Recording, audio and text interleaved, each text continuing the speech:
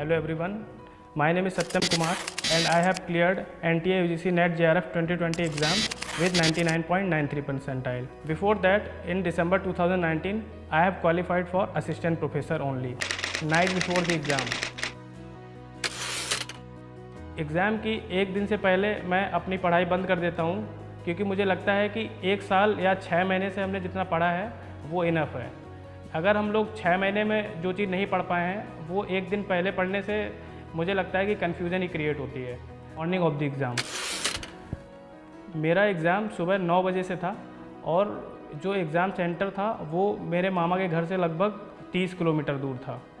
तो उसके लिए मुझे सुबह जल्दी जागना था, तो मैं अराउंड 5 o'clock जाग गया। उसके बाद मैं रेडी हुआ और रेडी होने के बाद मैंने ब्रेकफास्ट किया, अपने पेरेंट्स से कॉल पे बात की और उसके बाद मैंने डॉक्यूमेंट्स अपने जैसे एडमिट कार्ड है, आधार कार्ड है, फ़ोटोज़ हैं, ये सब ज़्यादा इम्पोर्टेंट होता है, तो उनको चेक किया और चेक करने के बाद मैं बाइक लेकर निकल गया। Reaching to the exam centre.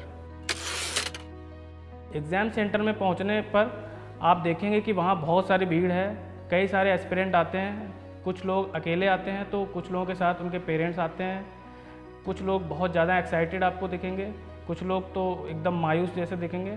आपको किसी पर भी ज़्यादा फोकस नहीं करना है, एक शांत अपना एक प्लेस ढूंढिए और वहाँ पर एकदम अपने आप को रिलैक्स रखिए क्योंकि अभी आपको अगले 3 घंटे एकदम पेशेंस के साथ गुजारने पड़ेंगे। तो पेपर अटेम्प्टिंग स्ट्रेटजी, इस पेपर में 150 क्वेश्चन होते हैं जिनमें से 50 क्वेश्चंस हमारे पेपर 1 यानी जनरल पेपर ऑफ टीचिंग के होते हैं और जो नेक्स्ट 100 क्वेश्चंस होते हैं वो आपके पेपर 2 जो भी आपका पेपर होता है उसके होते हैं। मेरा पेपर 2 हिंदी लिटरेचर था। तो पेपर अटेम्प्टिंग स्ट्रेटजी आपके लिए बहुत इंपॉर्टेंट है क्योंकि 3 घंटे आप जिस तरीके से पेपर देते हैं वो ज़्यादा मैटर करता है। सबसे पहले जो मेरी स्ट्रेटजी थी, मैं अपना क्वेश्चन नंबर 1 से स्टार्ट करता हूँ। कुछ लोगों की आदत होती है कि वो लोग पहले पेपर 2 सॉल्व करते हैं, उसके बाद पेपर 1 पे आते हैं, लेकिन मुझे अपने लिए ये ज़्यादा बेटर लगता था। और आपकी जो भी स्ट्रेटजी है वो आपके मॉक टेस्ट से बन जाती है।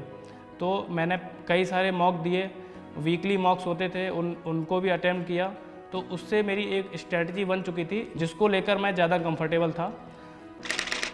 तो फिनिशिंग द पेपर, मैंने अपना पेपर 15 मिनट पहले सॉल्व कर लिया था और उसके बाद मैंने एक बार अपना पूरा पेपर चेक किया कि शायद कोई क्वेश्चन छूट तो नहीं रहा है। दूसरी इम्पॉर्टेंट चीज़ ये है कि आप कोई भी क्वेश्चन अपना छोड़ कर नहीं है क्योंकि इसमें नेगेटिव